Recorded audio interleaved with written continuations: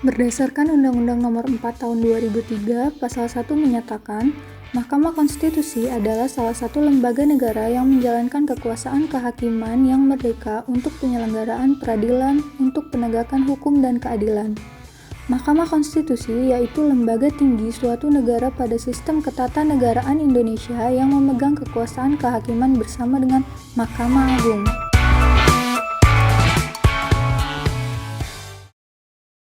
Bagaimana sejarah Mahkamah Konstitusi?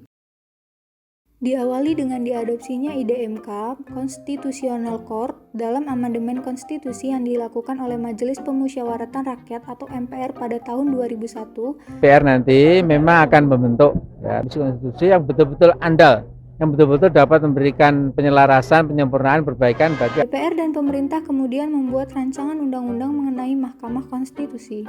Setelah melalui pembahasan mendalam, DPR dan pemerintah menyetujui secara bersama Undang-Undang Nomor 24 Tahun 2003 tentang Mahkamah Konstitusi pada 13 Agustus 2003 dan disahkan oleh Presiden pada hari itu. 2 hari kemudian, pada tanggal 5 Agustus 2003, Presiden melalui Keputusan Presiden Nomor 147/M Tahun 2003, Hakim Konstitusi untuk pertama kalinya, yang dilanjutkan dengan pengucapan sumpah jabatan para Hakim Konstitusi di Istana Negara pada tanggal 16 Agustus 2003. Lembaran perjalanan MK selanjutnya adalah pelimpahan perkara dari MA ke MK pada tanggal 15 Oktober 2003 yang menandai mulai beroperasinya kegiatan MK sebagai salah satu cabang kekuasaan kehakiman menurut ketentuan Undang-Undang Dasar 1945.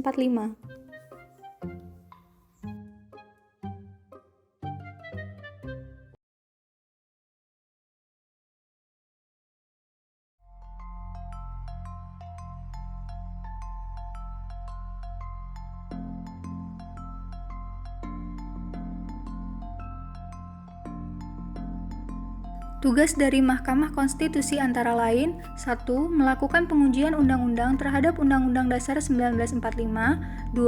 Memutuskan sengketa kewenangan lembaga negara yang kewenangannya diberikan oleh Undang-Undang Dasar 1945. 3. Mengeluarkan keputusan pembubaran partai politik. 4. Mengeluarkan keputusan tentang perselisihan hasil pemilu atau pemilihan umum. 5. Memberikan keputusan terhadap pendapat Dewan Perwakilan Rakyat tentang dugaan pelanggaran oleh Presiden dan atau Wakil Presiden menurut Undang-Undang Dasar 1945. 6. Mencari bukti mengenai permasalahan dengan mengenai pejabat negara, pejabat pemerintah, atau warga masyarakat. Sidang ini bukan hanya disaksikan oleh seluruh rakyat Indonesia yang kebetulan nonton melalui media televisi yang mengadakan siaran langsung. Bahkan mungkin sebagian masyarakat Wewenang yang Mahkamah ada Konstitusi di luar antara negeri. lain 1. Mengadili di tingkat pertama dan terakhir yang putusannya sifatnya final untuk menguji undang-undang terhadap Undang-Undang Dasar tahun 1945, mengeluarkan putusan sengketa kewenangan lembaga negara yang kewenangannya diberikan oleh Undang-Undang Dasar 1945, memberikan putusan pembubaran partai politik.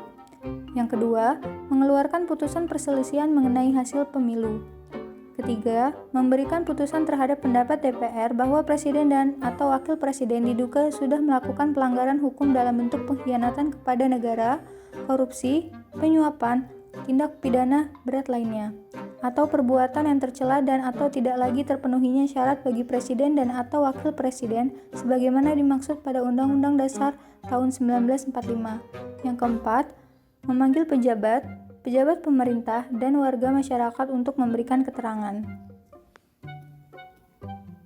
Mahkamah Konstitusi mempunyai anggota 9 orang anggota Hakim Konstitusi yang ditetapkan oleh Presiden.